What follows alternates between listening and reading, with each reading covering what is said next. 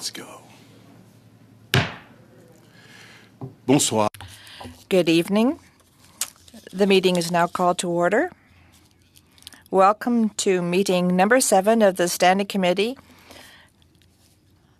of Veterans Affairs pursuant to the order adopted Tuesday, February 8th, 2022. The committee is meeting to continue its study on fairness in the services offered to veterans, francophones and anglophones, men and women, and the LGBTQ+ community. Taking place in a hybrid format, pursuant to the House Order of November 25th, 2021. So members are attending in person in the room and remotely using the Zoom application. The proceedings will be made available via the House of Commons website. So you are aware the webcast will always show the person speaking rather than the entirety of the committee. Sorry. Today's meeting is also taking place in the webinar format. Webinars are for public committee meetings and are available only to members, their staff, and witnesses. Members enter immediately as active participants, and all functionalities for active participants remain the same. Staff will be non-active participants and can therefore only view the meeting in gallery view. Before speaking, please wait until I recognize you by name. If you are on the video conference, please click on the microphone icon to unmute yourself. Those in the room, your microphone will be controlled as normal by the proceedings and verification officer. When speaking, please speak slowly and clearly. And when you are not speaking, your mic should be on mute. A reminder that all comments by members and witnesses should be addressed through the chair. Et ce soir, en ce qui concerne la liste des personnes. This evening, with respect to the people speaking, the clerk and I will do our best to maintain the established speaking order for all members participating in the meeting, either in person or remotely. I'd now like to welcome our witnesses who are joining us. First of all, appearing as a witness, as an individual, we have Ms. Bridget Laverdure, Sergeant Nina Charlotte Asherwood, and from the LGBT Purge Fund, we have Michelle Douglas, who is the Executive Director, and from the Pepper Pod, we have Sandra Perron, Founder and CEO. Pardon me. You will each have 5 minutes to make your opening remarks. And then we will then go to Sergeant Nina Charlene Osherwood, followed by Michelle Douglas, Executive Director of LGBTQ Purge Fund, and then Sandra Perron, Founder and CEO of the Pepper Pod, will follow. So, Madame Laverdure, vous allez avoir donc... So, Ms. Laverdure, you have 5 minutes to make your statement. And I would invite you to turn your mic on and begin.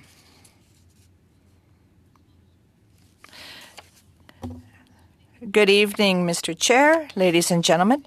My name is Brigitte Laverdure, and I'm a peer helper for Canadian Armed Forces veterans and for the LGBTQ community. The purpose of my testimony is to denounce the injustice experienced by Francophone veterans from Quebec in the processing of their file submitted to the Department of Veterans Affairs. In carrying out my duties as a peer helper, I've often been called upon to explain the endless wait times in having their application processed. I would remind you that this situation, that is, a situation where there are long wait times, has significant impacts on the morale of the people concerned, ranging in seriousness from discouragement, the abandonment of their claim, and worse yet, suicide. For several years, I have been consulting various veterans groups through social media across Canada, and I've been able to read the reports written by Anglophone veterans who obtained a quick response to their application, sometimes within a waiting time shorter than those committed to by the department. Moreover, I forwarded these reports to Mr. Luc Desilliers. Ladies and gentlemen, why is the Francophone community being discriminated against? We're not talking about weeks here, we're talking about years. That being said, the Department of Veterans Affairs site says, and I quote, "Notice of decision. We will make every effort to communicate our decision as quickly as possible. Generally speaking, a decision is made within 16 weeks following the reception of all the information required to support your application."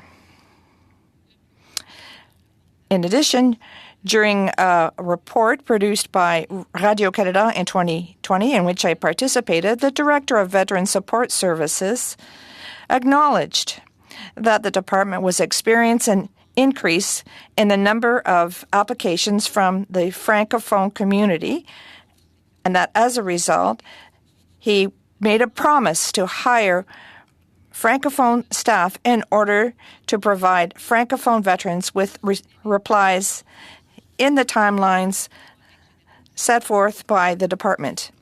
That is 16 weeks. However, I must note that 2 years later, in 2022, the processing times for many files still is unacceptable, both for the notice of decision and for the payment of benefits. And I'd like to remind you that this situation was occurring well before the pandemic. Thank you very much for your attention, ladies and gentlemen. Mr. Chair, thank you for the interest that you have been showing in this issue. Thank you, Mrs. Laverdure, for your statement.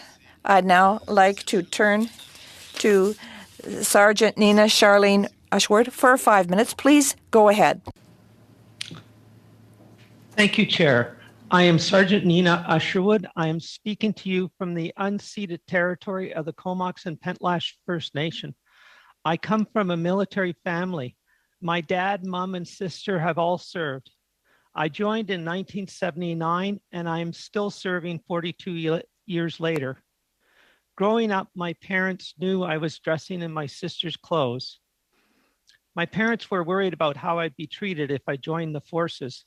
As my dad gave me the military policy before I joined, so I knew I would be immediately discharged if I was discovered. Hiding who I was from the military so I could serve Canada has cost me my health. While I am aware the military policy on transgender members were changed in 1999, that I would no longer be discharged, I saw transgender service members suffer vitriol and extreme hostility. I stayed hidden. It was not until 2009, after 30 years of service, that I felt safe to tell the military who I really was. My health has continued to deteriorate, and I will now be medically released from the forces in August. I applied to Veterans Affairs. I have not been assigned a caseworker. When I log into my VAC account, it pulls up my old file with my old name and gender. My medical records do not use that name or gender. It took a number of phone calls, secure messages, and 2 uploads of my legal documents to get my name and gender corrected at VAC to match my legal name and gender. Each time I had to explain to a new person at Veterans Affairs why my name and gender was incorrect. In the military, the form D&D 1209 self-identification is used to take a census of the military. On it, you indicate if you're Indigenous, visible minorities, or disabled. You cannot indicate you are a member of the LGBTQ 2 Spirit Plus. The military has no idea how many members are LGBTQ 2 Spirit Plus. Likewise, Veterans Affairs has no idea how many veterans are LGBTQ2 Spirit Plus. Thank you for listening. I look forward to any questions the members have. Thank you so much, Sergeant Osherwood, and thank you also for your service also in Canada. Et là, je voudrais passer la parole pour les 5 prochaines minutes. Now the next 5 minutes will be given to Ms. Michelle Douglas. Please proceed. Chair, members of the committee, I'm honored to have been invited to appear before you today. C'est un grand privilège pour moi de vous parler. It's a privilege to be able to speak to you this evening. I served in the Canadian Armed Forces from 1986 to 1989. I was hoping to serve in the military for my whole career, but unfortunately, I was one of the thousands of people who were caught up in the LGBT purge. I was fired in 1989 for being not advantageously employable due to homosexuality. When I was fired, I took steps to change that policy. I sued the government over the policy too, and it was my legal challenge that formally ended Canada's discriminatory codified policy of discrimination against LGBT people in that year. I've been an activist ever since. I went on to have a successful career in the Department of Justice and retired in 2019. Since then, I've been the executive director of the LGBT Purge Fund. We're an organization that was set up as part of the class action lawsuit settlement that brought together more than 700 survivors of the LGBT purge. And we've been in operation since 2019. We're the lead organization that's mandated by a court order to build the LGBTQ2+ national monument, among other things. And while we do many other things, one thing we don't do is provide direct support services to LGBTQ2 veterans, but we encounter them all the time. And we act as an informal referral hub and network for these veterans who just aren't sure where to go to get support. Some of our board members even volunteer their time to gently support these folks and help them access services and support through Veterans Affairs Canada. It's a beautiful buddy system network, and more of this is welcome. We're also very pleased to now have an Office of Women and LGBTQ2+ veterans at AVAC to work with. And in this regard, we'd like to offer some suggestions to the committee for consideration. We're hoping that Veterans Affairs continues and funds this office for the far future. It's very essential that this office be well-resourced. We urge the continuation of work to improve the level of consistency of service. Other panelists have also addressed this issue. We want to make sure that there's specialized awareness training for case managers, because as we can see, the trauma experienced by particularly LGBTQ2+ veterans is quite serious and unique, and people must be well trained to support and encourage our members. Finally, we're hoping that the Veterans Affairs Canada will develop communities of practice for both veterans and practitioners, mental health practitioners, so that the practice of supporting LGBTQ2 veterans has an even greater level of awareness and professionalization. In preparing tonight, I want to thank Rainbow Veterans of Canada, Vets Canada, and it's not just 20,000 for helping in preparing these remarks. Again, I'd like to thank you for this invitation. It's my honor to appear. Thank you so much, Madame Douglas, and thank you also for your participation in that study. And right now, nous allons passer à... We now turn to Ms. Sandra Perron, founder and chief executive officer of the Pepper Pod. The floor is yours for the next 5 minutes. Please proceed. Thank you very much, Mr. Chair, and members of the committee, and colleagues. On March 15th, 2017, at 9:15 in the morning, my editor called me to say that I was going to be a published author.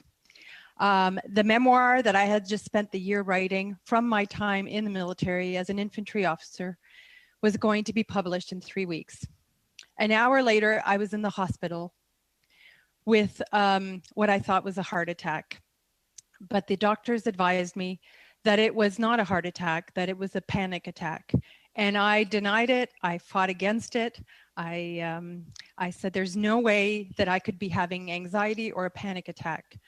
And yet they sent me home with antidepressants. I drove to Charlotte, North Carolina, where my parents were spending the winter, and proceeded to spend 5 days on their couch, curled up in a little ball, thinking that my world was about to end. After 5 days, my father had the insight to call VAC. And they said, bring her home, we'll take her from here. And they did. In the next 6 months to a year, they put me back together. They got me all the amazing resources to help me get back on my feet. Today, I am the founder and CEO of the Pepper Pod, a retreat center for women veterans in Chelsea, Quebec.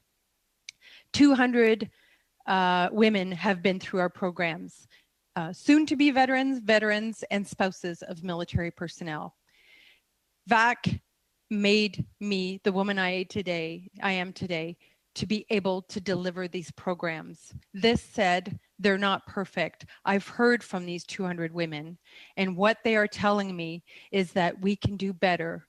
First of all, I've heard that many of their claims and their disability claims are being denied or rejected because they cannot prove that some of their ailments, their backaches, their knee injuries, their feet were as a direct result to their military service, partially because they didn't have an accident. But I'm here to tell you that when you wear equipment that was designed for men with the weight bearing on the shoulders instead of the hips, that will injure your back over a long time.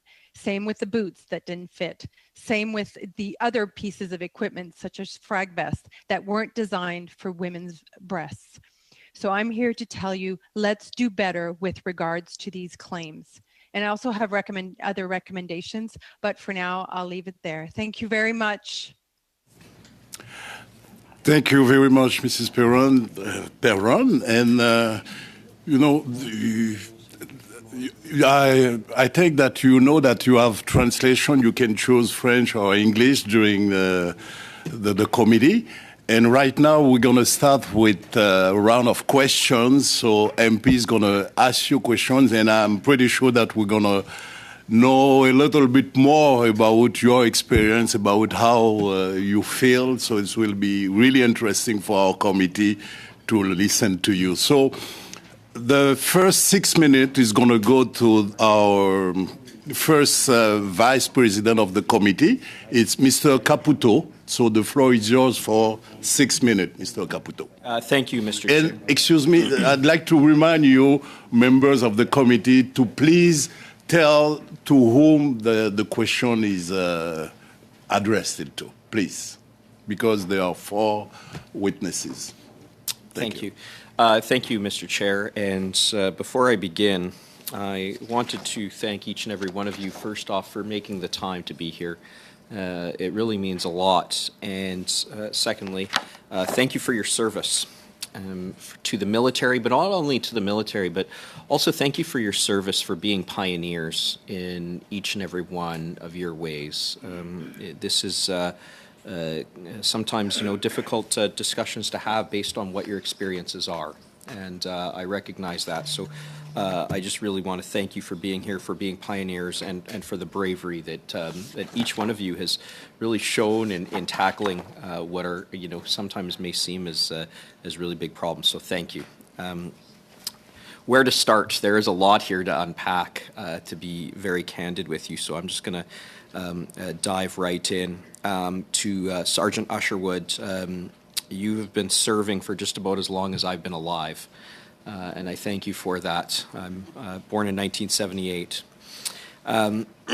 Now, you had mentioned an upcoming medical discharge, which saddens me. I'm sorry to hear of this. Is there anything about your situation that you see?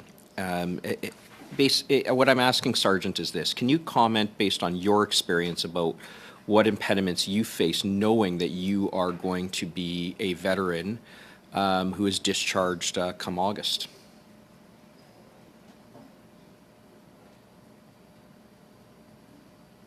Please go ahead. Don't wait for me. You can go ahead. Thank you for the question. Having not been discharged yet, of course, I don't really know for sure. I have talked to other people that are discharged, and part of it, the last few years, of course, I could see that I was going to be released. I knew that my medical condition was leading me that way, that I would no longer meet universality of service. So as a result, I guess that I was reflecting on my previous career. And I'm finding now that kind of like another panelist, I didn't think that it was affecting me mentally, but I can see now that it is. I've already started doing some, and part of it was as a member of the military, especially someone who's from way back, you literally, the words are suck it up. And so I swallowed all that, and I'm just at the point now of seeking medical help for that. And where that's going to take me, I don't know for my mental health, but it's my physical health that actually hiding who I was has suffered. It's my physical health. I had to, the many things I had to do to protect myself have caused me a physical injury. And that is a claim I have in front. I have not put a mental claim in yet, but talking to my healthcare workers, that will be proceeding in the next week or so. So what obstacles I'm going to face, I don't know. I don't know anyone else who's had a career quite like mine. When I joined, Toronto police were still raiding gay bars.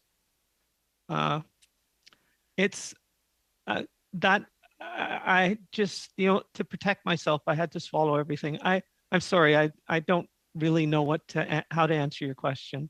Thank you for the question, though.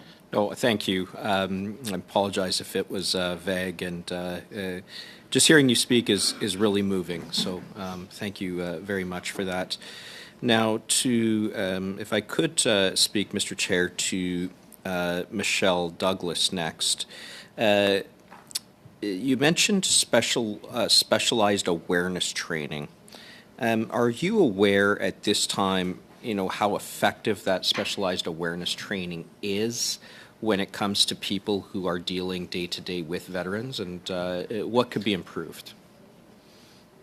Well, thank you very much, Mr. Caputo. I think basic levels of awareness about what LGBTQ2 people have experienced in the military is vital to being welcomed into a community where you're now called a veteran, but you may have reservation about whether you will continue to be judged, continue to be marginalized and discriminated against. So if a case manager has training where they understand what something like the LGBT purge was all about, what you may have experienced, or other kinds of discrimination and frankly, oppression that was literally on the books of the Canadian government, it goes a long way to saying, right, I know the history of what you've been through, being trauma informed as that person is approached and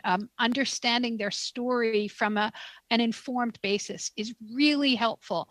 I believe it to be part of the process that's underway already, but I also hear many stories where people contact their case manager, and if the case manager happens to be new and doesn't know about the LGBT purge, they may not believe that it could happen in Canada. People have this notion that a history like the LGBT purge couldn't even happen in a place like Canada. And so there's basic levels of training needed so that it's not the victim and it's not the person who's been traumatized and in scarred conclusion, please conclude, Ms. that would have to explain the story back to a case manager. It's essential we train them well. Thank you, Mr. Caputo. That's all the time we have. And right now we're going to go to Ms. Richie Valdez for 6 minutes, please. Good afternoon, Chair, colleagues. Hopefully you can hear me. I just want to thank the witnesses for joining us here today. It's amazing because you're taking your personal experiences, the experiences that you hear from so many others, and you're advocating for them. And so I appreciate you being here to do that. So first off, Mrs. Perron, thank you for sharing your personal experience with VAC, and I want to wish you congratulations on being a published author. You described recommendations regarding claims. Can you elaborate on where in the claims process there are issues? So I don't have very many details. Sorry, is there an echo? Okay, so I don't have all the specific details of their claims. What the women are telling me is that, first of all, a lot of them have backaches and sore knees, and they're telling me that a lot of their claims have been denied because they could not prove that there were a significant injury during their career, or that their career was the result, or the career was a direct cause of their injuries. So their initial claims have been denied. Thank you for clarifying. That was specifically what I wanted to know. Now, you created the Pepper Pod, where you have built a strong community of women veterans. And I understand that Veterans Affairs recently provided just under about $1 million to the Pepper Pod through the Veteran and Family Wellbeing Fund. Can you share with us how the Pepper Pod is using the funding and how it will help the women veterans that you serve? Yes, absolutely. So one of the core programs that we have is called a Life Shop. It's a weekend retreat where 8 to 10 women come to the center. They don't know each other for the most part. They're scared, they're anxious, they're nervous about the weekend. They don't know what they're getting themselves into. And by Sunday, they are sisters in arms. They are best friends. They hold on to each other before leaving, and then they follow up with other sessions together with their new tribe. And the other programs that we have on the agenda is a no agenda weekend. So any graduate of our programs can come just spend a weekend with other graduates at the Pepper Pod to just build their network. They do a little mind mapping of any transitions that they're going through, or new projects or adventures. They get a little bit of executive coaching. We have Wonder Woman Wednesdays once a month, where we have amazing women come and talk to them. We've had Jody Thomas. The minister, Anand, was supposed to come, but she unfortunately had bigger fish to fry this month. We're having Christine Whitecross, one of the top generals in the forces, come and coach women, as well as Louise Arbeau has committed to come as well. So we're all about networking, providing them with a little bit of coaching and mentoring, and a new tribe, women that have gone through, for the most part, the same thing that they went through. Being an advocate for women, this is like music to my ears. So thank you so much for going into the detail and providing us that context. Since I'm limited with time, Sergeant Usherwood, you described your experiences with your interactions with VAC, and what I'm interested in hearing is how we can make improvements on our service. So you were mentioning how, your name and your gender, it kind of went back and forth, but can I just confirm that issue is now fixed? Thank you for the question. Yes, it is now fixed, but it took a while to get it right. And the problem is, of course, every letter they send out to your doctor to get them to fill something in, it needs to match the name that they sent it to that's on your medical file. So that's the issue. And can you clarify, since you've gone through this a few times, what other recommendations very specifically we can improve on in terms of our service? Well, the biggest thing is to assign caseworkers. This having to call in and never knowing who you get. I went through the same thing with my dad, who has, because he had dementia, I had to be his advocate. And it was exactly the same thing. Each time we have to get a new person, and not having a caseworker, it makes it, you've got to, especially for, you have to go back over and over and tell the same thing.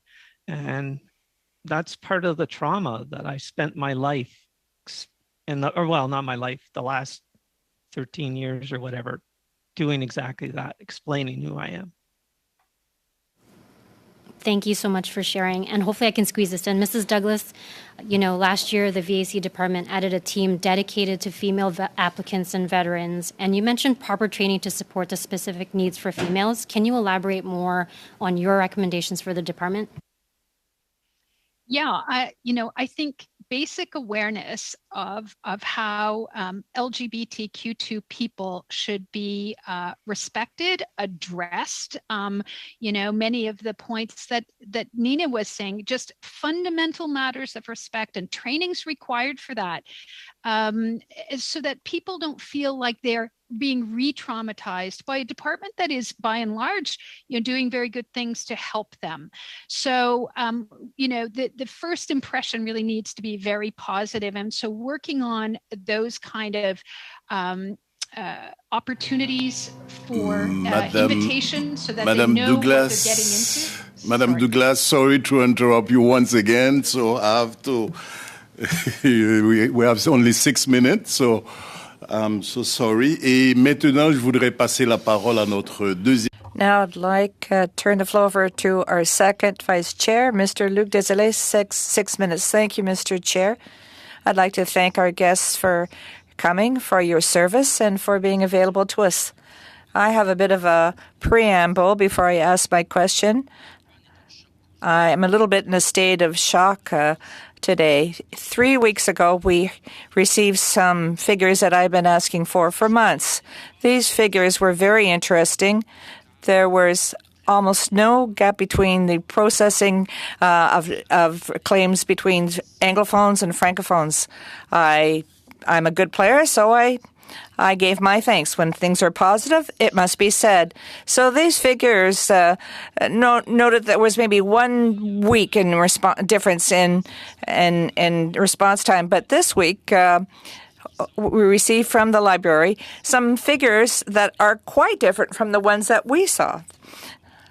And it's not me speaking here. I'm talking about our researchers at the Library of Parliament. If we look at the last semester, the department, and here we're talking from July to September of last year, there was a difference of 56.9 by 4 weeks. So it was a difference in processing times. That means the processing for Anglophones was about 20 weeks, and for Francophones, that was 76 weeks. 76 weeks and 20.4 for Anglophones. I'm not inventing these figures. I'm talking about a difference in time of 19 months. 19 months difference. And I'd just like to explain very quickly what is I'd like to talk about the median. The median means that 50% of the applications submitted by Francophones were processed under that amount, under 19 months, and 50% took more than 19 months. I'm stupefied. And if I wasn't in such a prestigious place, I'd feel like swearing a little bit here. It just doesn't make sense. And it really annoys me because we rely on figures that are presented here. And I think a committee like ours, we're not talking about just any committee here. We're supposed to be able to get correct answers from Veterans Affairs. That's terrible. When I found this out here this morning, I had to take a nap this afternoon just to decompress. I'd like to ask my dear Liberal colleagues and new Liberal colleagues, please, could you take a look at these figures? And despite our political allegiances that are different, I can't believe that you wouldn't make the required efforts to get to the bottom of this. My intervention is being made. Well, we're now looking at the problem with this gap, and I find it quite dramatic. Once again, Francophones are the ones who are paying. And somewhere, I just don't understand our system. We injected 146 million, and last year it was $112 million that was injected into the system to correct the situation. 2 years ago, it was $86 million. So we wondered, is this a structural problem? And so we started spending money left and right, but we just don't get to the bottom of the problem. We have to resolve it. We're talking about humans that have served the nation, who have served Quebec and Canada. And that really, really, really bothers me. Let me decompress. My first question will be for Ms. Laverdure. In the light of these contradictions, and we have an opportunity to exchange correspondence many times, you are a peer helper. Thank you. We really need people like you, given what's happening. You said at one point, in last spring, I believe it was, that you looked for English applications and French applications. Could you tell us what your experience was with your little... Yes, very well. Last spring, where I was helping some veterans, there was... I asked if there'd be any objection if I asked this veteran to apply for benefits in English just to test the system. He said, no problem. He came from the Outaouais area. He received a positive response within 7 weeks. 7 weeks. And we, on the other hand, we wait for years. Personally, my spouse experienced this. I'm the boots on the grounds. I'm not sitting in an office. I'm out there in the field 12 months a year, 24 hours a day for the past 12 years. And we've lost people. We've lost people in that time. People give up. They lose hope. They have no hope. That's what I have to add to this. Thank you very much, Ms. Laverdure, and thank you, Mr. Desilets. We will now do another 6-minute round. Ms. Rachel Blenny now has the floor. Thank you, Chair. I appreciate this, and I want to thank all the people that testified today, and I especially want to thank those of you who served for your tremendous service to us and your personal sacrifice, because I think that is something that is very specific to those of you who served. You have served and you have personally sacrificed to bring forward these realities so that we can do a better job. So thank you for that. Thank you for your advocacy, your dedication, and your work. If I may start with you, Sergeant Underwood. It's a little bit weird to call you that, Nina, but that's how it works. I want to thank you, first of all, for sharing your story. That was incredibly personal, and it's important that those words are on the record. And I just want to say that one of the things that really impacted me about listening to that story is this idea of hiding and then consistently having to explain. And I think that's something I hope everybody takes away from this, is that when we have groups in our communities that have to hide who they are, and once we open those doors, they have to continuously explain, then something is falling apart that should not be falling apart, and we need to rectify that.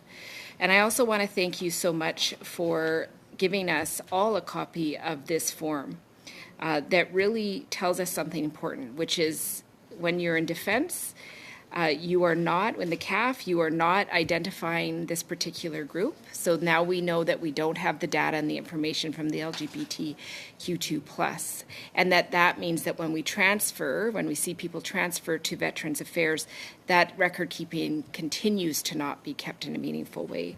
So I'm just wondering if you could help us with some sort of recommendation about what VAC can do to ensure that services are delivered correctly to this stakeholder group, to the LGBTQ2 plus community, if they don't even know who they are. Thank you for that question.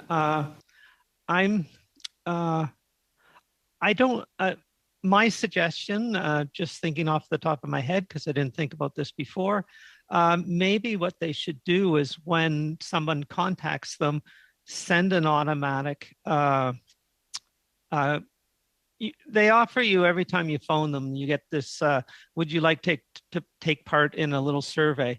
Well, the survey isn't relevant to anything that me or any of the questions, the problems I have. So maybe what they should be doing is when you contact them, they should be emailing you or something, a survey that actually includes that kind of information and ask if you want to do it. I mean, there's always going to be some members of the community who do not want to be exposed, that are still, in a sense, in hiding. I know people like that.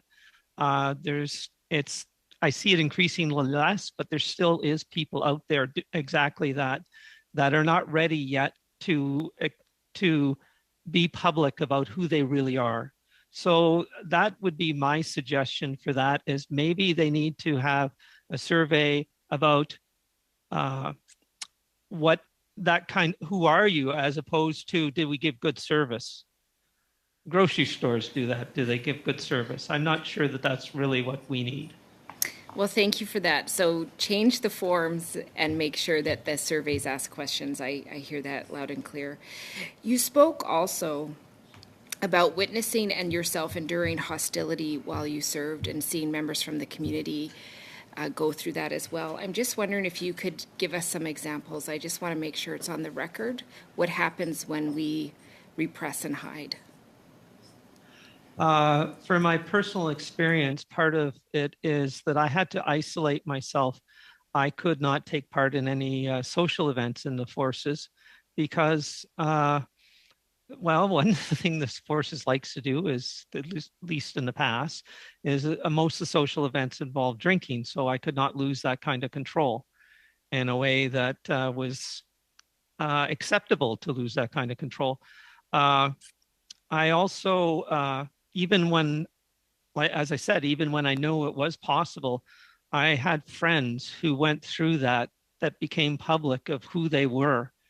And I could not, there's just no way I could endure that as well as everything else. They were, almost all of them were forced out within a matter of months or a year at most of the forces. They just, to serve in that kind of poisonous, hostile environment is just unimaginable. It's not one thing, it's just the fact that it never stops. Or as a panel member that's on here once mentioned to me, it's the endless pinpricks, the endless. It's not any one big thing, it's just that it's endless. And that's the trauma that I'm dealing with right now. Thank you for that. I only have a few seconds left, so I guess my last question to you is just how would having a caseworker help with the transition? Well, it would have cut months off my application to start with because I had to keep going through this over and over. I live beside a large base, but there's the nearest veterans center to go to is Victoria. That's, it's 3 hours drive away. So yeah, not having anybody that you can go and meet face to face, that every time I phone in, it's a different individual. That makes it very hard. And as I said, I found the same thing was extremely difficult to get my dad's, his case moved forward. That's why my mother actually just gave up and I had to take it on. Thank you, and thank you, Ms. MP Blaney. So now I'd like to invite MP Kathy Wagenthal for 5 minutes, please. Please go ahead.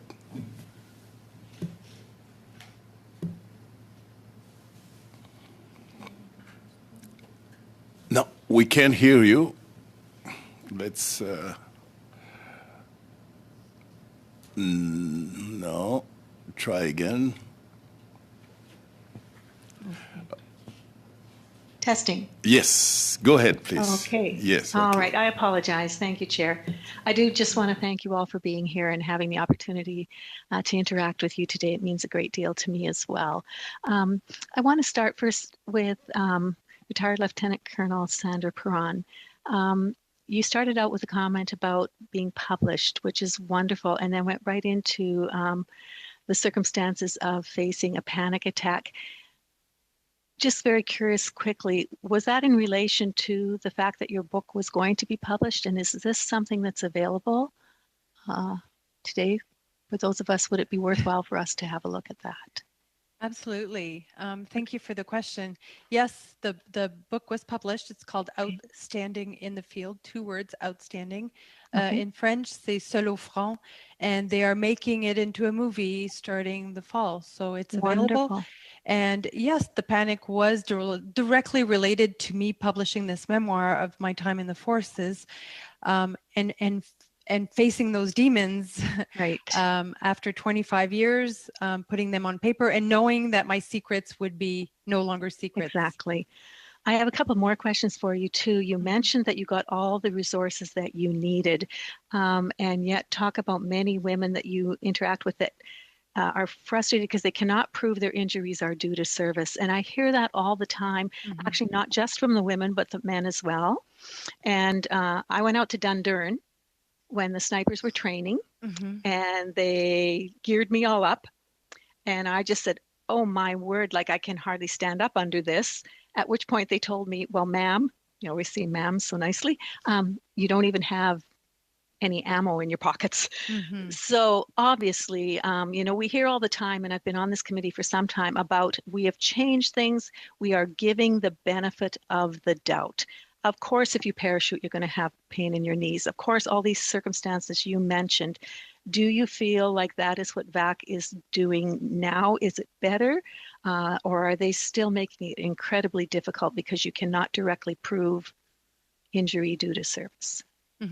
Well, I can tell you that it is evolving. My last few groups are saying how pleased they are with some of the service that they've had, despite the fact that the delays were so long and really difficult to handle.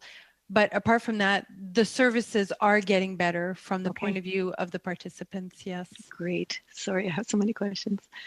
Also, I'm aware of and hear that the number of women who are couch surfing or homeless is significant. We don't realize how many women are impacted. And would you have a sense of that? And as well, another question along with that, do you see a value in service dogs? So to answer the first part of the question, I don't have a number of women that are couch surfing. As a matter of fact, at the Pepper Pod, we offer 2 things. First of all, respite for women that need a shelter just temporarily, and also during periods of Christmas or New Year's or tough times, we offer single women to come and just spend the holidays with other women. We have a few of them doing that, but I don't have a number. And service dogs, absolutely. Good. Yes, hands down. Okay. One more question. I only have a minute, but I'm curious, why is it called the Pepper Pod? So Pepper Pod is a military maneuver that while you're advancing towards the enemy, that you cover your body. So we call it pepper potting or pepper potting. And it's designed to help your buddy or to cover your buddy to make sure they are safe while you're advancing towards the enemy. And so I thought that was quite appropriate for our center as we go through changes in our lives, that we support one another. Okay, I have 30 seconds left, so I'll just ask this question. We've had many women come through this committee and talk about things, and I've been surprised. I mean, obviously, these are people with frustrations and bad experiences, and many of them, the majority have said, I would never encourage, as a matter of fact, I would discourage my daughters from enlisting. That's very discouraging and sad. It is very discouraging, and I understand why they would say that.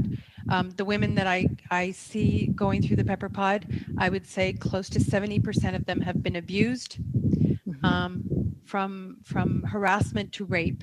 And so I can see why they would say that. Me personally, I would drive my daughter to the recruiting center so she could join, but I would arm her with a mentor, some guidelines and some advice. But yeah, I would. I appreciate that very much, and we definitely need to do far better in that area. So thank you so much.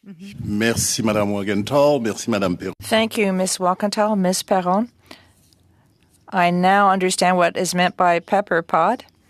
So the next 5 minutes will be given to Mr. Clarence Rogers. Please go ahead. I too would like to welcome our guest this evening and thank you for your service and, of course, your advocacy on behalf of your fellow members and veterans. The first question I'd like to put to Ms. Lavender, aside from recent investments, strategies created and hirings that are being done to address inequalities and imbalances in the application times, what else can be done to improve confidence in the department and the system at large, I guess, to ensure that you and other stakeholders know your needs and concerns are being heard or considered, appreciated and addressed?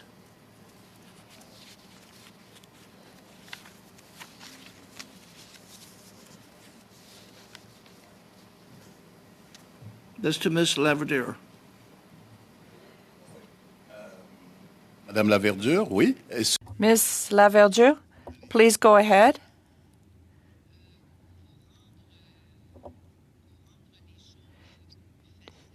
To make things easier within the department, well, we have to first of all respect the commitments. I looked at the various committees meetings over the past few months and years, and there's always this promise that people have been hired. We talked about 350 people within the department being hired.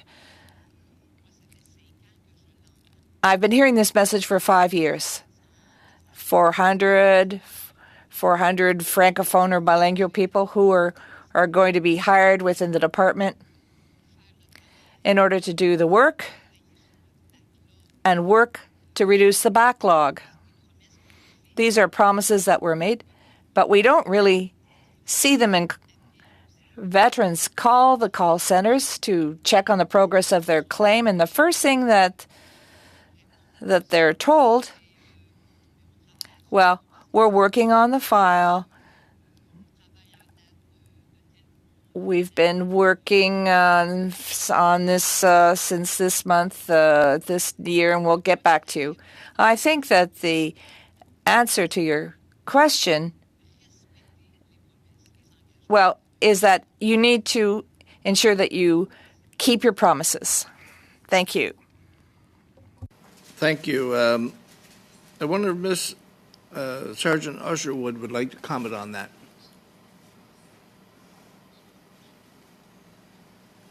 Your mic, please. You turn your mic. Sorry. okay. I have only been involved directly in 2 cases, myself and my father's. And I haven't really talked to other people to compare wait times. So I'm sorry, I don't actually have any comparison to, but definitely if there were more people in the more staff, then maybe they could assign a caseworker to people. Ms. Douglas, your retreat center for women's veterans in Old Chelsea is just an inspiring and fantastic idea. I'm sure it makes a huge difference to the many female veterans' lives and for their families.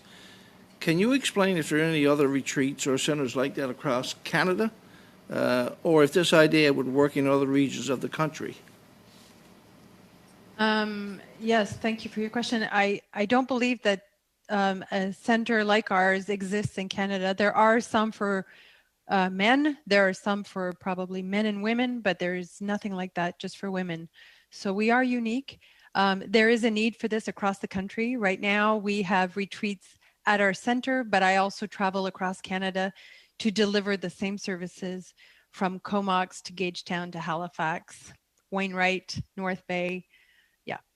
So, So despite the fact they're not centers, you do actually travel across the country to get that done, that message out there. I do. Thank you. Thank you so much. Merci beaucoup. Thank you very much. Then the next interventions will be for 2.5 minutes, and I would invite Mr. Luc Dezelay to ask his question. 2.5 minutes. Thank you, Mr. Chair. My question is for Ms. Laverdure.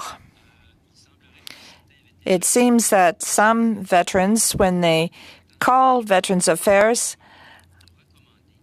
are told that they should make their request in English.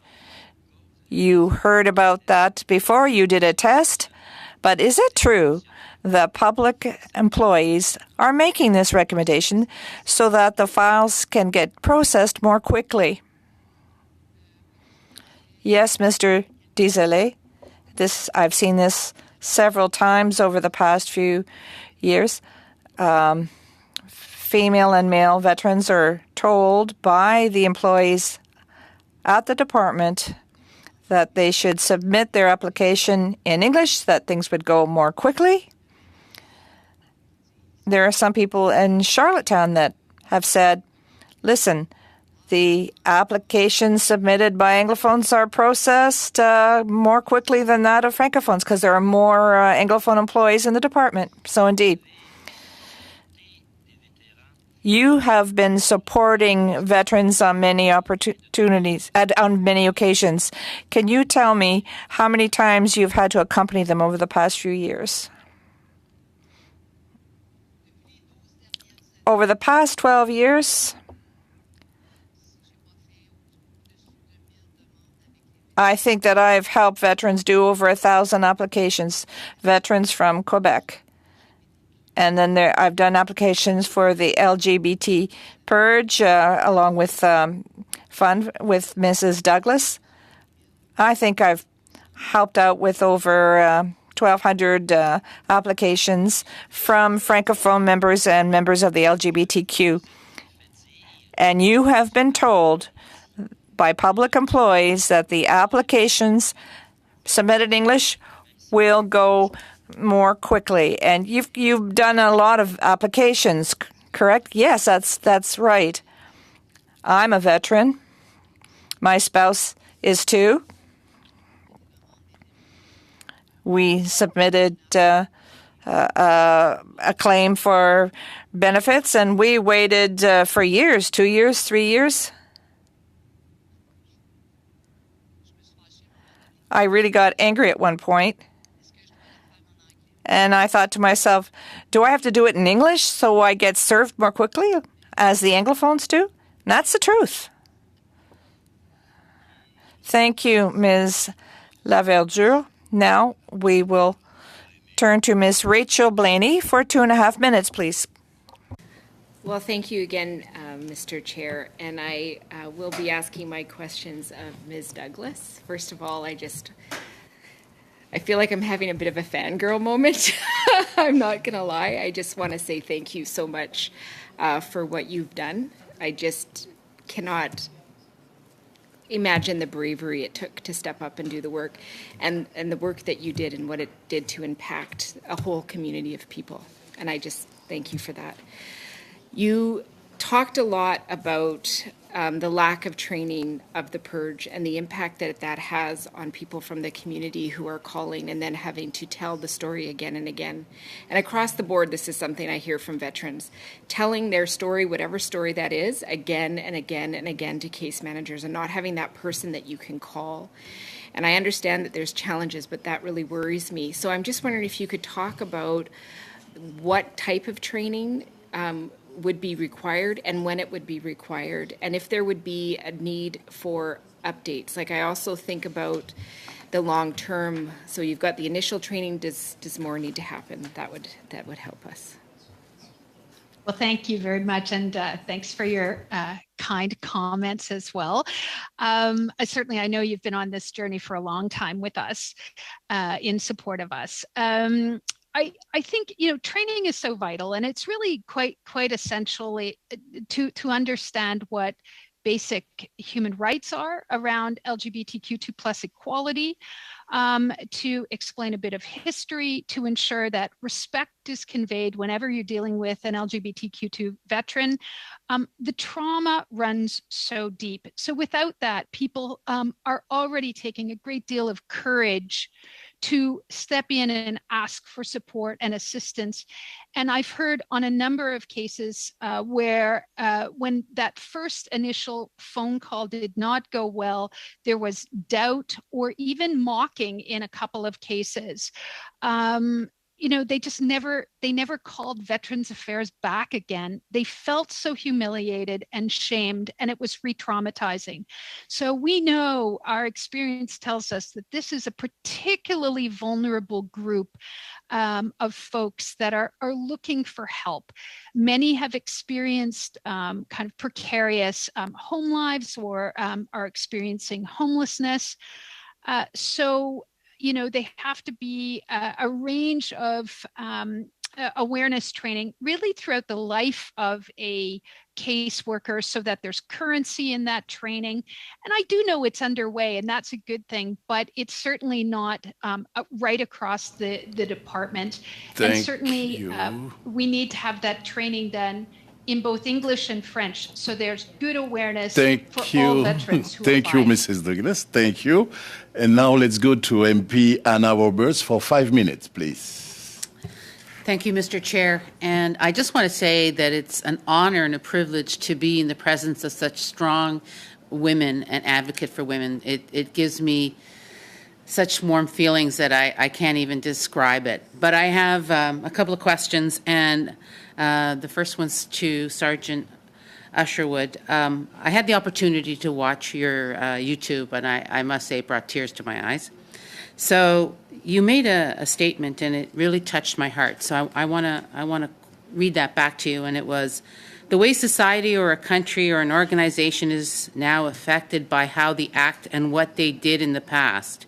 If you don't understand the past, you can't see why they are the way they are. So my question to you is, that statement to me was very impactful.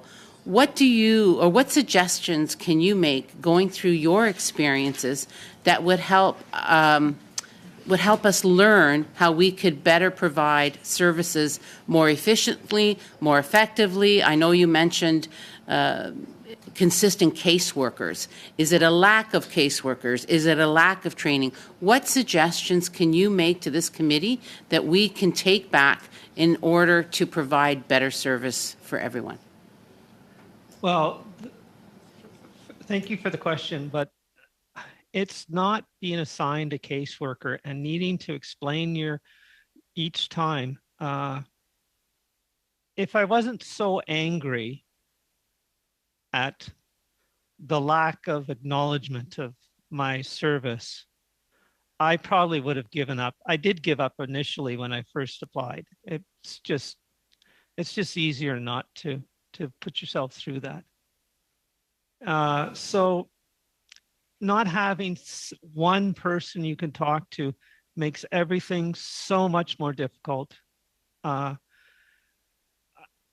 If they had assigned caseworkers, maybe some of the caseworkers, won't be involved with very much. And as time goes by, once they get their application actually in, maybe they could be, it could be given to another caseworker or shared in some different way. Maybe they need to look at how other adjudication works, how that kind of systems. My wife is actually involved with the BC government and does health adjudication for medical devices. And maybe they need to look at some of the other ways that this kind of service is being delivered. Healthcare, which is ultimately what Veterans Affairs is. That would be my suggestion. Maybe they need to look at other places.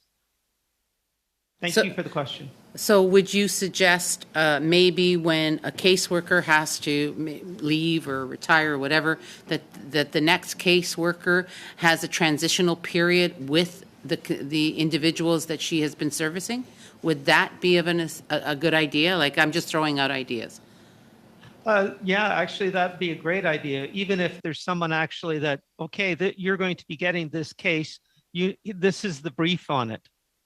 So when they do reach out, if there's no direct contact with a transfer, that at least they could have the brief as to what's going on. Every time I phone, they go, "Okay, I'm going to read through the notes and see what's there." That gets frustrating.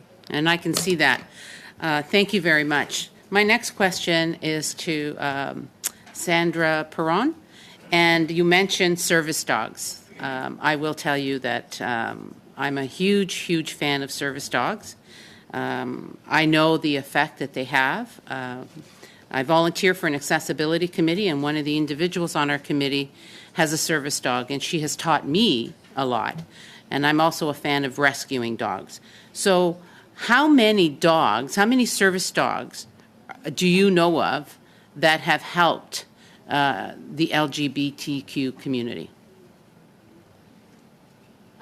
Specifically for the LGBTQ2+ community, probably just 2 overall women coming through that have service dogs, 7 or 8. Yeah. And they have been a great help. One of the comments I have heard is it takes a long time for them to get their dog. And I myself have applied for a dog and have waited forever. I finally just bought a doodle and just cuddle the heck out of him just to hopefully convince him to be my service dog. But it takes a long time. So yeah. Merci, Madame Perron. Thank you, Ms. Perron. We will now turn to MP Wiel. Thank you, all the guests here today for this important study. And it's my honor to really be together and hear you guys on what we can do better. I'd like to address the following question to Ms. Perron. What sort of programs could be added to the Pepper Pot program to increase its outreach? Yes, thank you very much. First of all, I'm just going to correct that we're not guys. We are women. But I apologize. That's okay. The programs that could be added with perhaps additional funding, definitely enough more resources, would include follow-ups from the life shops. We're doing right now just an initial life shop and a small follow-up. I would like to do retreats number 2, 3, and 4, which focus on different things for our veterans. So those are some of the programs. Perhaps summer camp for some of the children of veterans who have had parents with PTSD. One of the things that I'm hearing quite a bit from women is that when women get abused from their husbands who have PTSD, or who just get abused generally from their husband in civilian life, they're told to leave their husband. Well, women who are spouses of military members who have PTSD are being told, he served his country, you're there to support him, stay the course, stick with them. And that's very, very hard on the women. So those are some of the programs. Yes. And does that answer your question? Yes, thank you very much for your answer. Do you see any barriers to seeking out these services that could be improved on or removed? Je sais pas si je I'm going to answer in French because one of the barriers that I see is that it's a time now in 2022 to use the proper titles that represent who we are. We're veterans. We're veterans. The time has come to prioritize inclusion. And inclusion means that we have to use both feminine and masculine. Thank you. In your open remark that you have other recommendation, would you share that with us as well? So I did just mention one with regards to using the proper names for us as veterans. I often hear that we are female veterans, but men are just veterans. So let's correct that. We are all veterans, and if we're going to identify them by gender, then we can do both. The other ones are, of course, reducing the delays for claims, for disability claims, providing access to some of our veterans that are in distress. I can tell you that I've had a couple workshops where women have said they can't find any resources when they are in the middle of a panic attack or just general distress or even suicidal. And so I think those are services that could be improved. And to follow up with the questions, would removing gender from medical documents and adding a preferred name cut down on response and waiting time and lower the anxiety around this process? I don't know if this question is addressed to me, but I think perhaps Sergeant Usherwood would be better positioned, or maybe Madame Douglas or Laverdure. Please. Madame Laverdure.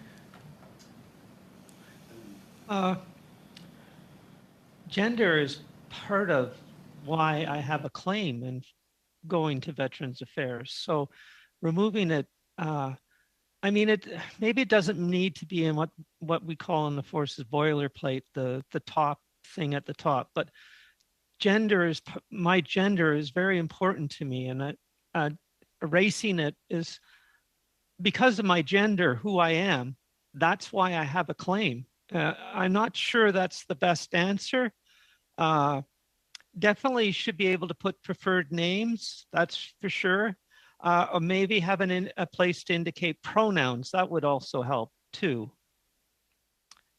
Thank you. Thank you very much, Sergeant Usherwood. That really helped us. Thank you.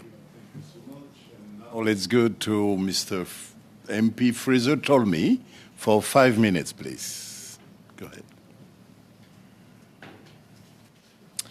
Thank you, Mr. Chair. I appreciate that. And thank you to our witnesses for your presentations. Thank you for your service. It's been very enlightening, and I do appreciate it.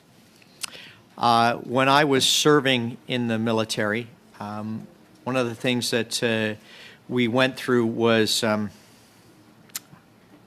believe it was called SHARP training. And it was to raise awareness. And so, Sergeant Underwood, you're smiling, so this question is going to be coming to you. And thank you for bringing up boilerplate. I've used that several times, and not a lot of people outside of the military understand that term and its meaning. So I have to say thank you very much for that. Part of the process was to raise awareness, and I think that was to obviously recognize a lot of the mistakes that we had made in the military in the past. And my question, Sergeant Underwood, would be, do you feel that that would be important training for the caseworkers and file workers to know a little bit more when they're dealing with a file? Because I'm not sure if that's part of their, their job description and whether they're aware of what we've gone through. So what are your thoughts on that? With reference to sharp training, it's like I've been in for 40 years. It seems like every 10 years we go through another, we call it something different because we just haven't changed what is the culture of the military. It's still pretty macho. So we end up going through the same thing all over and over. I am somewhat optimistic that this time we finally got the process and we're finally seeing a change. As to, in my own experience with sharp training, it was used as a check in the box. That's once you had the check, you had your training, you're good to go. And if that's all it is, it's meaningless. In the forces right now, they're actually doing something called respect in the CAF, and something like that. It can't just be an hour long. Someone talks to you. It actually needs to be communication, and something like that would be more useful, I feel. Thank you for the question, though. Okay, so I guess that, you know, and I really appreciate your honesty on that question, and as I said, I think that if that new training is successful, then maybe that could be implemented in the hiring practice and part of the training for Veterans Affairs caseworkers. Madame Lavageur, I appreciate that this will be probably translated, and when I look at, as what was mentioned earlier on by Ms. Perron, that, you know, a service member is a service member and a vet is a vet. So it doesn't matter, you know, what your preference language is. Do you feel that that having more caseworkers is going to solve the problems that our Francophone service members are dealing with, or is there something else that you think that needs to be added rather than just coming up with, as been mentioned before, a tick in the box?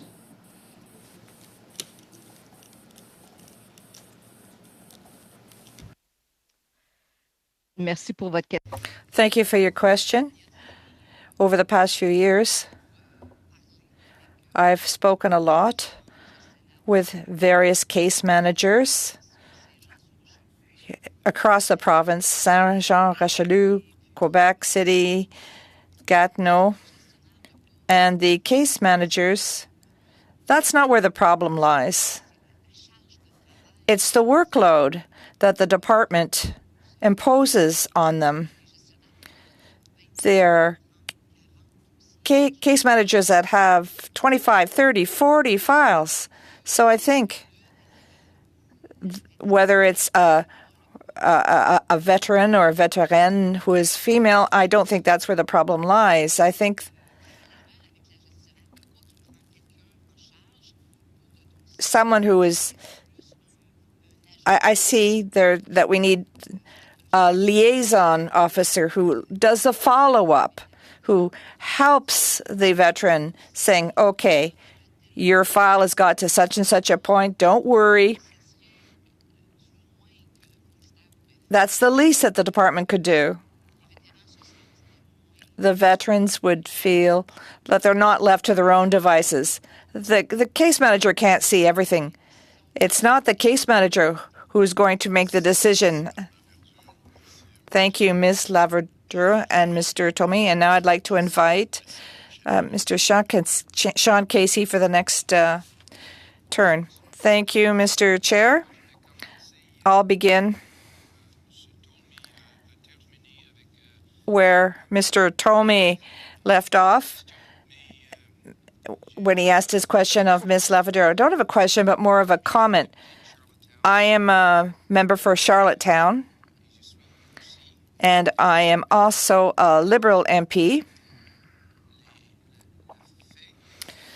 The facts that were detailed by Mr. Desailly are not acceptable. I admire the work that you do. You have my commitment, my promise that I will, as a member for Charlottetown and as a Liberal MP, that I will deal with this problem and I will continue to push the envelope. It's not acceptable. Thank you for your testimony.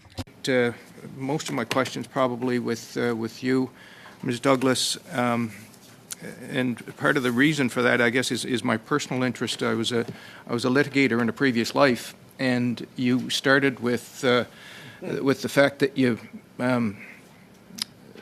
launched a case against the government in or about 1992, or a case which resulted in a change in government practice in 1992, and now you find yourself in a spot that was created as a result of class action litigation related to veterans. So I'm interested to hear a bit more about the story. Can you talk a bit about the 1992 litigation, please? Well, I really was devastated to be fired by the Canadian Armed Forces. I was a top performer when I was there, but it didn't matter. It was the policy that in the 1980s said, if you're LGBT, you can stay, but no promotions, no pay raise, no training, and no postings. So it was a pretty devastating policy to operate under. But I was fired anyway, and that's when I launched my lawsuit. And it had the effect of giving me a bit of justice back in 1992. But we all know that justice for one person is not really justice at all. And we know that thousands of others who experienced this purge didn't get justice when the policy ended because of my lawsuit. It took until much later, 2018, until members of the class action could get some justice in that class action lawsuit. Lone litigant who was terminated in 1989, and by 1992 the policy of the government had changed because of you as an individual suing the government? That's exactly right. It was one of the very first Section 15 of the Charter cases. And on the eve of a 3-week trial at federal court, the federal government settled out of court with me and at that moment ended the codified policy of discrimination in the Canadian Armed Forces. I should say that ending discrimination by policy and ending discrimination in a more subtle way are two entirely different things. That's an absolutely inspiring story. The LGBTQ purge lawsuit was commenced in 2016 and settled in 2018. Is that right? That's right. And there were about 720 members of that class. Would you agree with me that in terms of the progress of class action litigation, that's lightning fast? It is. I think it is based on my awareness of these things. And it also set for a settlement, the greatest settlement in the world, to my knowledge, for LGBT reconciliation outcomes from a class action lawsuit. But I would say that no matter what was paid to LGBT purge survivors, making them whole is still taking a lot of work, because these folks, and let me add myself to this, are really shattered by what happened to us. And the humiliation we experienced at the hands of the military was left some pretty deep scars. Ms. Douglas, thank you so much for your commitment to justice over so many years, both personally and on behalf of so many others that have been discriminated against. It really is inspiring and much respect. Thank you, Mr. Casey. Et là, nous allons donc passer à deux. Now, we will have two quick interventions, 2 minutes and a half each. I would invite Mr. Luc Desilets to begin his 2.5 minutes. Please go ahead. Thank you, Mr. Chair. I'll use my time to make a request. I saw the faces when I made my first intervention, and Mr. Casey, well, you want to have the real figures too, I believe. So I would like, and I'm not familiar with the process here, I'd like to ask the minister to clarify the data that he provided to the committee. Maybe a mistake was made somewhere. I just don't know. But it's a gap that's astronomical and it's not acceptable. So could he please clarify the figures? And perhaps we can look at these figures back in time. Maybe the figures are accurate, but when I look at the average and the median, and I think that as being the former chair of the official languages, I think you're sensitive to this. If the committee is in agreement, let's write a letter, or could you write a letter asking the minister and to clarify this, because so now we're swimming in muddy water. Everything was crystal clear to me 3 weeks ago, and now all of a sudden, I just about went through the roof. Do we need more money? And if the figures are true, how can I say this? I want people to be hired full time to deal with this. I think our future action and the committee, when he reads its report, will have lots to say. And that just concludes my intervention. I don't know if this is possible. I stopped the clock, but if I may, I would like to ask the clerk whether I can write to the minister, but I believe your intervention is further to the documents produced by the Library of Parliament. Give me 30 seconds, please.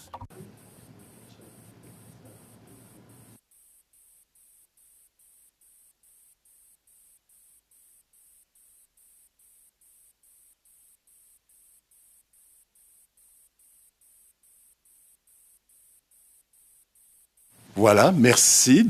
Thank you. After consulting with the clerk, he said, yes, I am authorized to write the minister on behalf of the committee. And I think that the committee could adopt a motion, if necessary, to make another request. Yes, Mr. Caputo. Thank you, Mr. Chair. I know that Mr. Desailly used most of his time as an intervention. I believe I have 6 minutes coming up. I'm prepared to give him 3 of my minutes in the event he wishes to ask a question. Thank you for your collaboration. OK. Bon, d'accord. Donc... Okay. Listen, Mr. Desailly. And I turn here to the members of the committee. So the clerk and we will write the minister as quickly as possible with a copy of the document prepared by the library researchers for clarification. I understand. So I don't need to have the approval of the committee. Is that correct? No, it's done. Good. You have 1 minute remaining for your intervention. But he gave me 3. You know.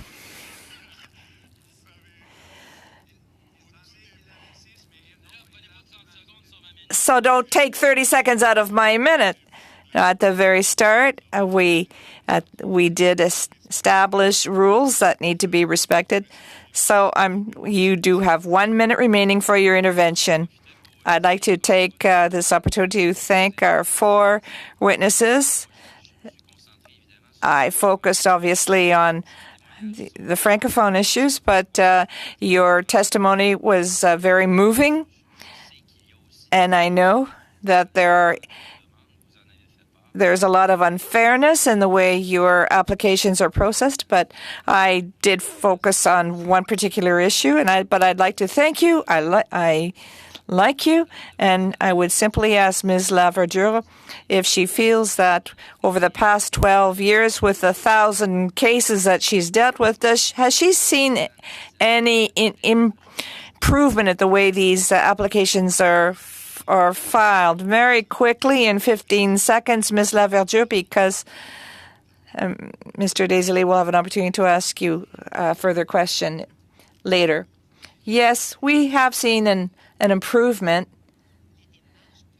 in the procedures taken by the department to process the applications. In Quebec, I don't know what the case is in other provinces, but for requests for psychological assistance, well, these people are in distress. There's one individual in Montreal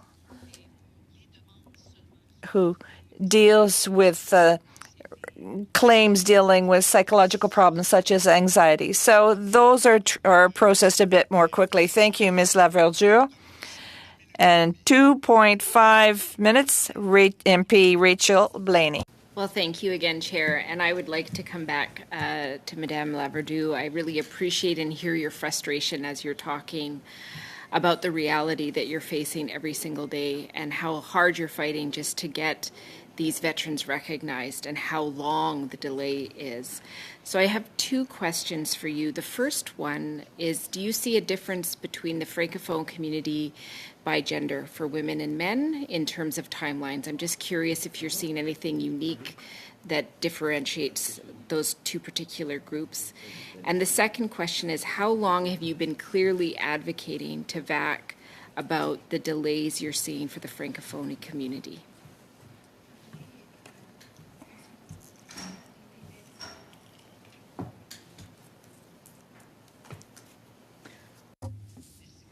Thank you for your questions.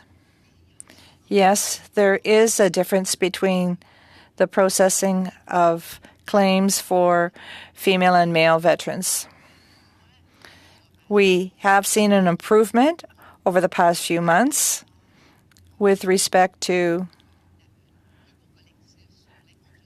the class action suit and inappropriate conduct.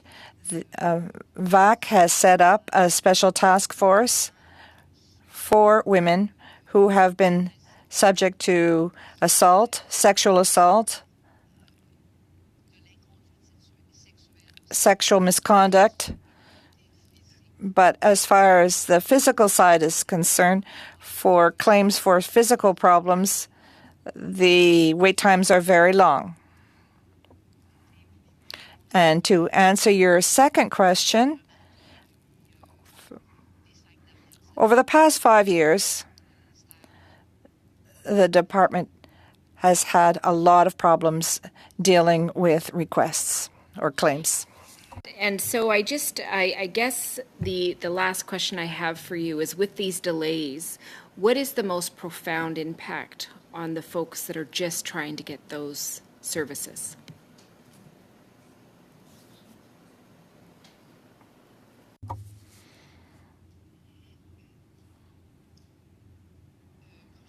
As I said in my opening statement, a lot of veterans give up.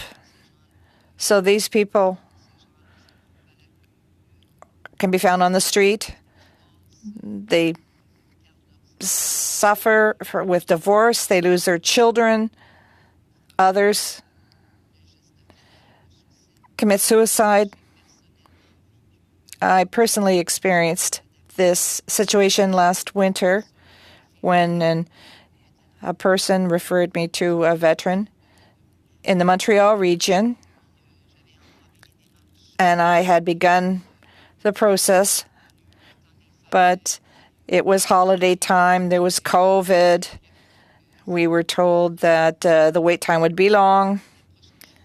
The next thing I knew, his spouse called me and said that she found him dead in the bathroom. He had committed suicide. Thank you, Ms. Laverdure. Just to inform you, dear colleagues, we will have two interventions remaining, 5 minutes from Mr. Caputo, and then Ms. Walkenthal, 5 minutes, Ms. Valdez, 5 minutes, and we'll go back to the 2.5 minutes for Mr. Desilets and Ms. Blaney in order to respect our time limits. So I would ask, and I'd like to talk to you very briefly about our next meeting. So that being said, Mr. Caputo, you have 5 minutes. Please go ahead. Thank you very much, Mr. Chair. And Again, this has been very captivating, what we're hearing. One of you is a published author. I think that all of you should be considering writing books, because you all have very interesting stories to tell. And that's not something I say lightly. I mean that, and I'd love to read this, because what we get here is really just a snapshot.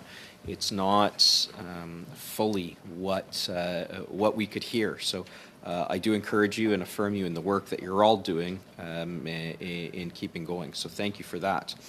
I've heard a couple of comments here that have struck me, particularly as it relates to the purge. And one of the comments was, we couldn't believe that this happened in Canada, and that there were people people couldn't believe that this happened in Canada, as in perhaps there were some caseworkers who were surprised by that or weren't aware of that, depending on their age or their experience and things like that. And one of the things that came to mind, particularly from my riding, was where 215 children were discovered in Kamloops Thompson Caribou at the residential school, was the enduring impacts of that. And I'm wondering if there's any sort of parallel that is to be drawn, as in, yes, this happened 30 years ago, but there are still lingering impacts of the purge. And I open this up to any of the witnesses. Does anybody wish to comment on whether they've seen that, or is this something that's really in the past? Perhaps I could take a start at answering that question. Obviously, I'm very cautious about drawing direct comparisons. The devastating impact of residential schools stands as such a horror, I think, in Canada, that I'll be very careful to not draw comparisons. But we know that the LGBT purge had a devastating effect on some estimated 9,000 Canadians, people who are trying to serve their country in both the Canadian Armed Forces public service and in the RCMP. These folks were giving their all, and in some cases their lives, to serve Canadians in Canada, and yet they were treated horribly by the state. And I think we're doing everything we can to try to tell these stories. There's a great documentary done by Sarah Foti called The Fruit Machine. It's available free online, and you can have a look at it. And it really shows quite viscerally the impact and the trauma of the purge. But we're going to tell that story through the National Monument, through an exhibit at the Canadian Museum for Human Rights, and in some ways, take off a little bit of the veneer of, everything was okay, because it wasn't okay. And we have to tell those hard stories. And I think all Canadians are coming to terms with some of the past history that we have been through. Well, thank you for that, and I appreciate what you said at the beginning. Certainly, what I was trying to get at was sometimes our past really does inform I guess the difficulties that we continue to endure because of the past. I'm not sure if any of the other witnesses wish to comment at all. I would be interested in mentioning that. My health I have a chronic health condition as a result of my service, and specifically about the way that I had to protect myself so that I could continue to serve in the forces. 30 years of trauma gives you a chronic health condition. And I don't know how to put it more bluntly than that. Thank you. That's, Sergeant, that just speaks volumes, because those around you are impacted by that. Right? And that's why I think your story is so meaningful. And that's the type of thing that I think we really need to hear, right? When you talk about 30 years of trauma, well, you have loved ones, friends, family. You talked about your wife earlier. That's the type of thing that I was getting at and asking the question is, these impacts are obviously substantial, and they're going to be ongoing. So it, to me, highlights the need for that education. We had talked about that earlier, that sometimes that education is missing. So I really thank you for that, because that that really brought clarity. I do really look forward. Oh, thank you. I was just going to say thank you, and I look forward to visiting the museum and the exhibition when it's open. Thank you. Thank you very much. Thank you, Mr. Caputo, and I'd like to invite Mr. MP Dawol Sanson for 5 minutes, please. Merci beaucoup. Thank you. Thank you for what you shared today. And I want to thank you for your service, which is extremely important. And sharing your personal stories, very difficult, but very, very important. And for that, I thank you sincerely. When I hear the phrase, suck it up, I've heard it so often in the military from military men and women. And I mean, that was the way it was at that time and for a long time. And I know a lot of people lost opportunities to have data about some of their challenges while they served because they sucked it up. They didn't talk about it. And that is a big issue today because we're trying to get them the benefits they deserve, and then the alignment is complicated because of that. I don't know if any of you were in the House of Commons back, I think it was in 2017, when our government apologized to the public service, LGBTQ2+. It was very moving. And I could only imagine how the individuals that were there or Canadians watching, how they felt. Because it was important. It was a long time. It should have come forward, of course. I'd like to focus very quickly on maybe trying to touch on a couple of quick issues. The first one is the Office of the Women and LGBTQ2+ Secretariat. I'm opening it up very quickly because I probably have 4 minutes now. And I know Monsieur Caputo is not going to give me some of his time. He's already given that to his colleague, the bloc. But that being said, have you had any dealings with them? Do you know anything about them? And can you share something around that? I mean, basically, they're there to share some of the influences around the research, and so they can make changes to policy or suggest changes, sensibiliser les gens, looking at the barriers. Just quickly, we'll go right down to Brigitte Laverdure. Très rapide, hein? On a comme 30 secondes chaque. So you have 30 seconds each. As I said earlier,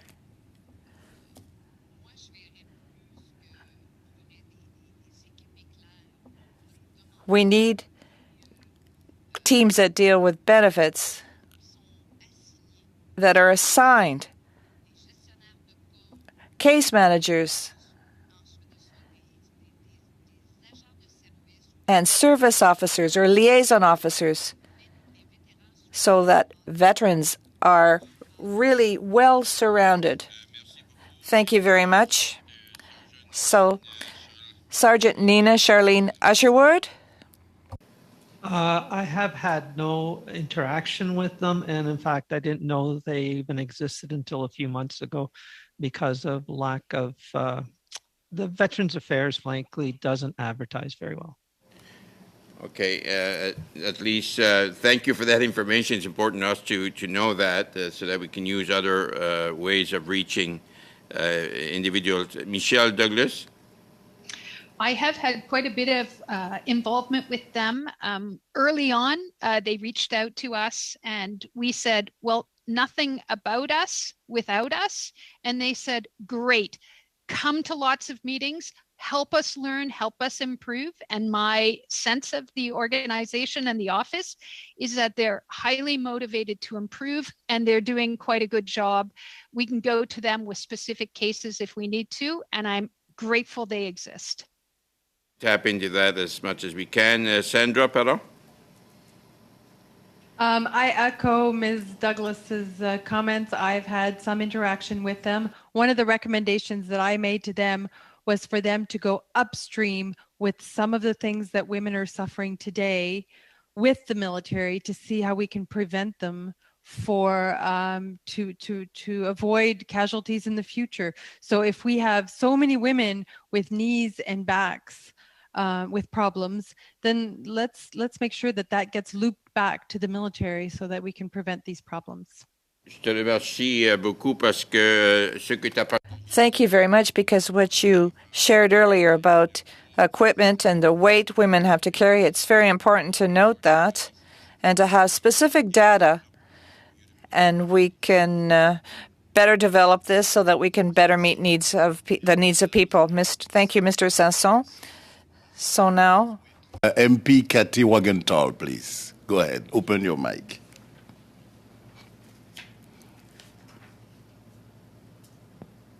Thank you, Chair. You're welcome. All right. Very quickly, I would like to speak to Ms. Lavender about the impacts that she's still seeing happening within the Francophone community of veterans. I have trouble determining where we're really at in this regard as far as how many there are, how many veterans are Francophone, how many case managers are Francophone, and how much improvement is actually taking place. We're hearing confusion here again today in regard to those numbers and percentages. I'm just wondering if she has a concern as she realizes and can share with us the importance of the difference between a case manager who is bilingual versus one who is Francophone.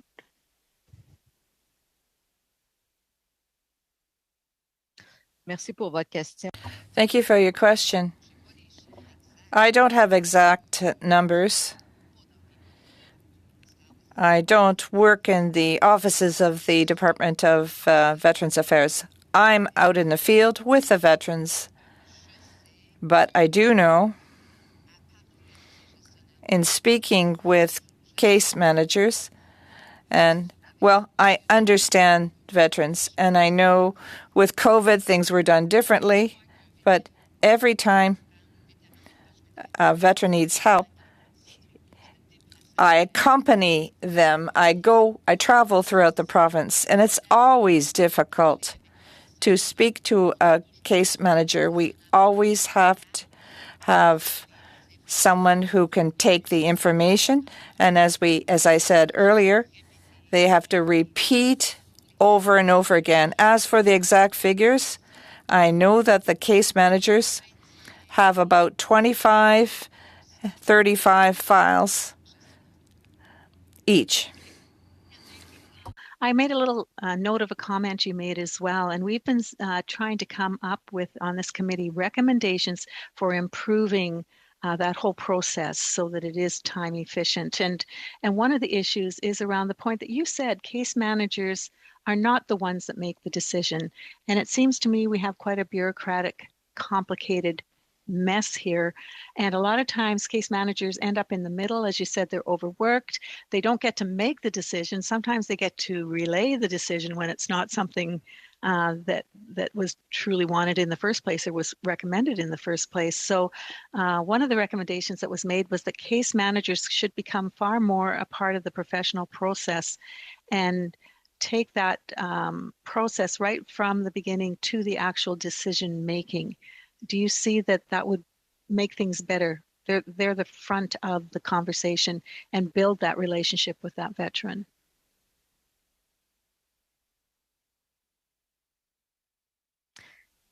I'd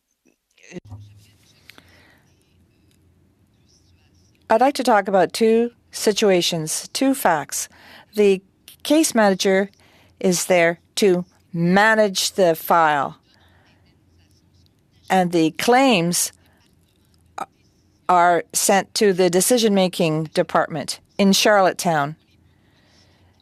The district offices aren't there to decide whether or not benefits should be given. The case manager is an individual who accompanies case management either from the professional point of view of the CAF, as far as the medical side of things is concerned, the case manager accompanies that person. for a minimum of 2 years. For a minimum of 2 years. Is that correct? Oui, c'est très correct. Yes, that's correct. 2 hours, pardon me.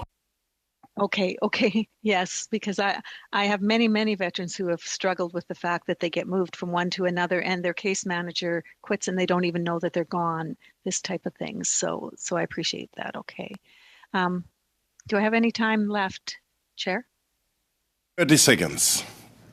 Oh, 30 seconds? Yes, exactly. Well, I'd just like to put a plug in for the fact that we heard a little bit today about the importance of service dogs and how important it is, as the witness said, that there's a difference between an obedience dog, a family dog, and a service dog. And we have a responsibility. This committee put forward a study on national standards, and this is something I think we need to improve, that accessibility for our veterans. Thank you. Thank you very much. And now let's go to MP Richie Valdez for 5 minutes, please. Go ahead. I just have a question to Madame Laverdure, just to clarify. Are you aware of the specific VAC Francophone unit, and have you referred any cases there directly?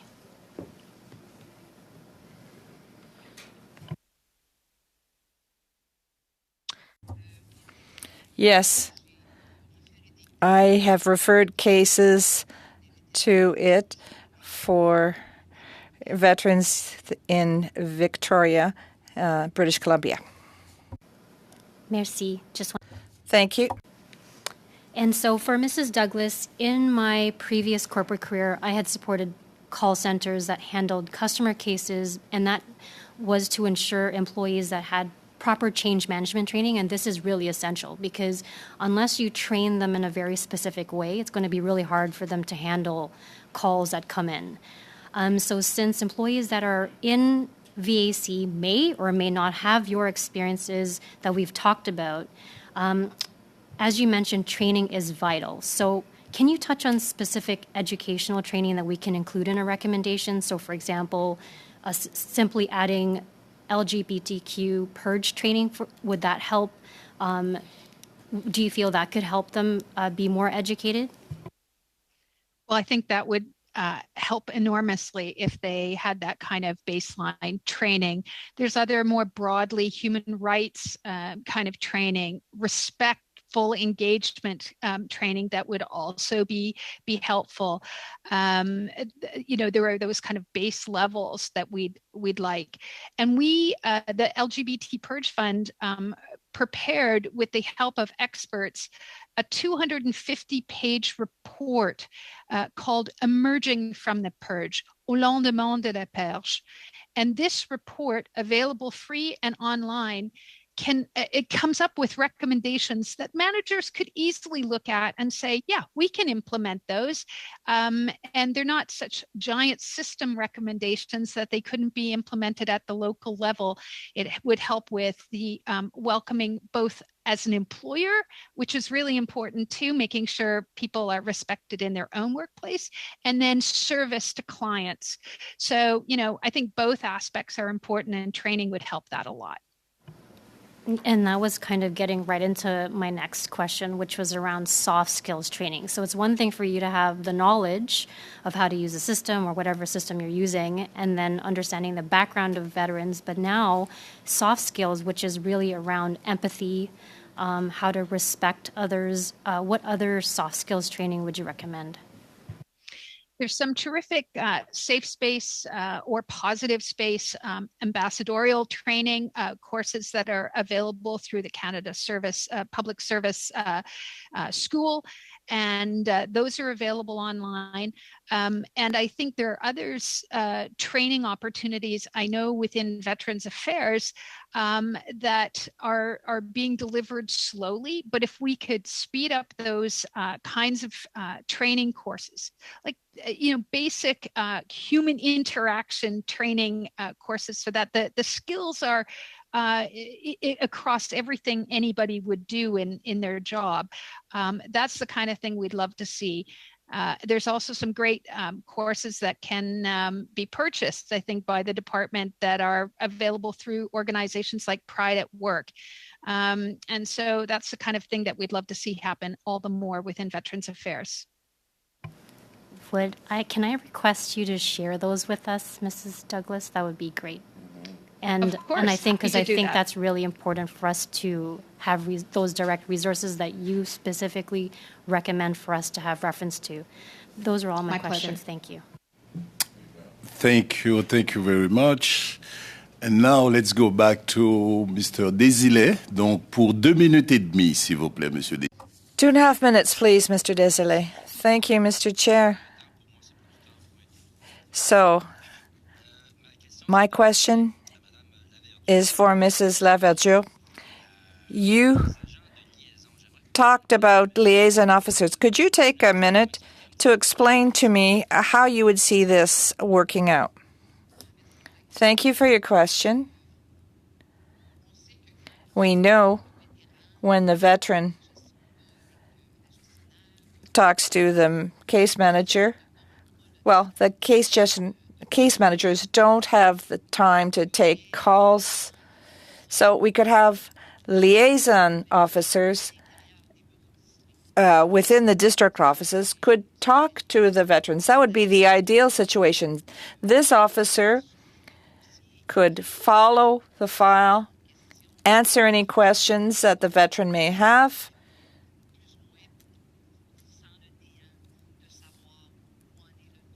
so that the veteran can know what's happening after months and months have gone by. As I said, it's not the case managers that authorize the claims. I do understand that would make the veterans feel much better. Is there a benefit to this? Yes, there's a benefit to this for case managers. Instead of spending hours and hours on the phone responding to calls, they could spend more time working on the veteran's file and looking at claims pertaining to psychological needs, dealing with the need for therapists, treatment for the Blue Cross. It's the case officer has to deal with all of that. So this would be very beneficial to the case manager. That's very interesting because our objective is to make recommendations. One final question. You talked about something that I'd never heard of before. You talked about these teams, these teams that could come in. And by that, I mean a team that would be within the district office. We lost a big district office in Sherbrooke, and because there are a lot of veterans that live in the eastern townships, and now they have to deal with the office in Saint-Jean-sur-Richelieu. What I would see that each district would have these specific teams that would include liaison officers and case managers that could go out to the regions. They could travel. Thank you, Ms. Laverdiere. And last intervention will be for Ms. Blaney. You have 2.5 minutes. Thank you so much, Mr. Chair. And again, thank you to all of our witnesses. It's good to be in the presence of so many strong and powerful women. My question is going to go to Ms. Perron. First of all, I just want to congratulate you on having a movie made out of your book. I think that's absolutely fantastic and very exciting. And exciting to see those voices finally represented in meaningful ways. So thank you for your dedication. I think what I want to come back to is we know that women and their disability claims are often extremely delayed. And we know that they're delayed because how bodies are seen are the traditional male body without the wonderful spectrum of bodies that we should be acknowledging. So I'm just wondering if you could talk a little bit about what you've heard from the women that you work with, about the gear they wear, the impacts it has on their body. And I guess the other part, and then I'll stop, is you talked a lot about microaggressions, and we heard words today from other witnesses like was shattered, thousands of pinpricks. I think those two things need to be connected together. It's what happens physically and emotionally and mentally that has that impact. So if you could just answer that huge question in about a minute.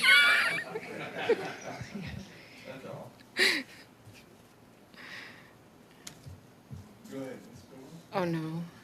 Freeze. Okay. Go ahead. Yes. Oh, so many of the programs for men have been, or the programs from VAC and from the military have been designed for men and adapted to women. This has a huge impact on women's bodies with regards to equipments. The rucksacks were not designed for women. Now, this is changing. There's new armor now coming out, new body suits and body armor that's coming out. But the women today that are retiring have been wearing equipment that were designed for men for 30, 35 years, and that's had an impact. We need to recognize that. We also need to recognize that some of the trauma that they have suffered from sexual misconduct has physical consequences, such as debilitating diseases and the name escapes me, but a lot of physical ailments that are due to some of the trauma that they have suffered. Thank you. Thank you so much, Ms. Blaney and Ms. Perron. And that's all the time that we have for tonight. And I'd like to say thank you on behalf of the members of the committee. Say thank you to all of you. Et je peux vous dire que... And I can tell you that personally, I've learned a great deal this evening. And I'm more aware of the situation, and you made some very good interventions. So I'd like to thank you, and personally, Ms. Brigitte Laverdieu and Sergeant Nina Charlene Usherwood. I would also like to thank Ms. Michelle Douglas, who is the Executive Director of the LGBT Purge Fund. And I'd like to thank Sandra Perrin from the Pepper Pod, who is the founder and Chief Executive Officer. So thank you very much. Thank you for your intervention. Thank you for what you've brought to the table here at the committee. So I'd like to now take a few minutes to talk to the members before we adjourn. First of all, as part of this study, you received a document from Vets Canada. If I can have consent of the committee to invite Mrs. Luther to appear on our next scheduled meeting on this study. I know that Ms. Wagenthal has already answered that, so there's no problem with that. Okay, we will invite Vets Canada. Et je voudrais aussi tout simplement vous informer. And I'd also like to inform you, members of the committee, that we've had some witnesses decline. Sherry Boudrage appearing as an individual, Canair Connect, Pierre-Claude Vizina, Sylvain Bolduc, Laurie Bouchard, it's not just 20K, Virginia Vaillancourt, National President, and Mark Martin, Communications from the Veterans Union. So I'd like to simply inform you of that. So on this note, I'd like to know, do I have your consent to adjourn the meeting? So the meeting is adjourned. Thank you.